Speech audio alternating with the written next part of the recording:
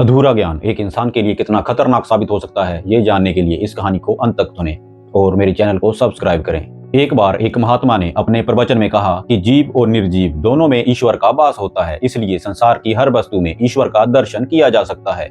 इस प्रवचन का एक भक्त पर इतना प्रभाव पड़ा कि उसे संसार की हर वस्तु में ईश्वर दिखाई देने लगे। पेड़ पौधों, पशुओं, पक्षियों, पत्थरों और जंगली जीवों को ईश्वर का अंश समझकर वह उन्हें नमन करने लगा। कुछ दिनों बाद जंगल के रास्ते से वह उसी महात्मा का प्रवचन सुनने जा रहा था। तभी उसे सामने से एक हाथी आता हुआ दिखाई दिया। हाथी का मालिक चिल्ला चिल्ला कर कह रहा था कि हाथी पागल है, सामने से हट जाओ।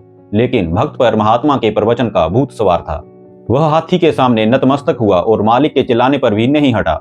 नजदीक आकर हाथी ने उसे अपने सूंड में लपेटा और पटक दिया। भक्त वहीं बेहोश हो गया। प्रवचन स्थल वहां से कुछ ही दूर था। सूचना पाकर लोग आए और घायल पड़े भक्त को उपचार के लिए ले गए। उपचार के बाद उसे होश आया तो महात्मा अपने एक प्रिय शिष्य के साथ उसे देखने आए। भक्त का हाल जानने के बाद उन्होंने पूछा, आप पागल हाथी के सामने से क्यों नहीं हटे? भक्त बोला, आपने ही तो कहा था कि हर चीज में ईश्वर है। मैंने हाथी में भी ईश्वर को देखा।